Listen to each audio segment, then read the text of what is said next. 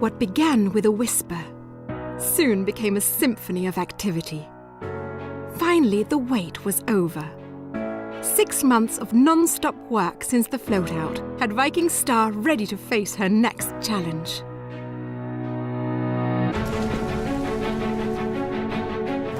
Then, in the blink of an eye, she was away, ready to stretch her legs for the first time.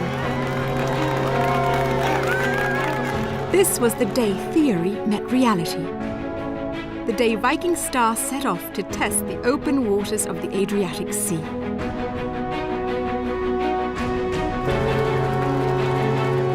It has been an extraordinary experience. We started with nothing, a white piece of paper, and here we are, less than 3 years later. We all feel very proud, feel emotional actually.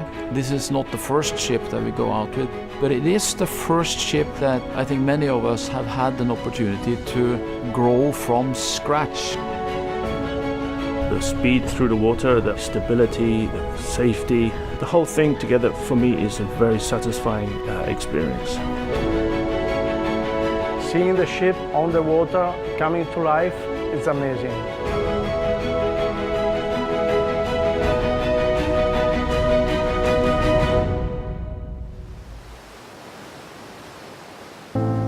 For nearly a week, Viking Star faced a relentless battery of tests and retests. The work and the manpower it takes to build a ship like the Viking Star is enormous. And the attention to detail is consuming and exhausting. The sea trials are a marathon, a painstaking, methodical analysis by maritime experts who peer into the very soul of the vessel. Sea trial is very intense. It's just a whole different world. Lots of activity around the clock. We go through each and every system. It's very challenging. Mechanical devices are put through their paces, and critical systems are pushed to the limit, including a test of hard turns to measure responsiveness and stability. The Viking Star is as complex as a ship, I would say, 3 times the size. This is not your grandmother's ship, so to speak. The technology here is probably only second to NASA. Safety is also a key element of Viking Star's advanced technology. Strategically integrated procedures and strategies faced nearly 80 grueling tests. Plus scrutiny from acoustics experts and other specialists who gathered a mountain of data for analysis. We're getting information all the time. We have sensors everywhere, in every cabin, every corridor, every galley. Tests of Viking Star's propulsion were critical. Her 4 engines had to endure a wide range of configurations and extreme loads.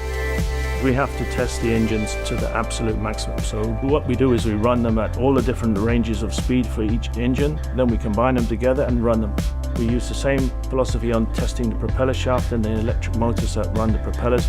They have to work together as a combined unit. Mid-trial, Viking Star entered the Trieste dry dock, where a series of inspections, modifications, upgrades and a general cleaning of the hull kept everyone running.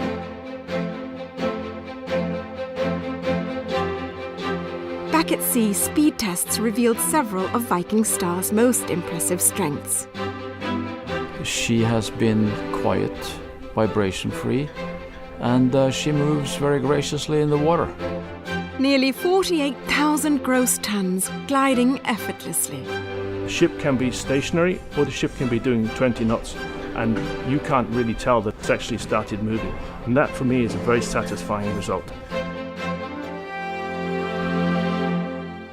Combining the unique skill sets of Fincantieri and Viking cruisers has resulted in a ship that possesses an exceptional blend of durability and innovation. The sea trials offered a glimpse into Viking Star's bright future.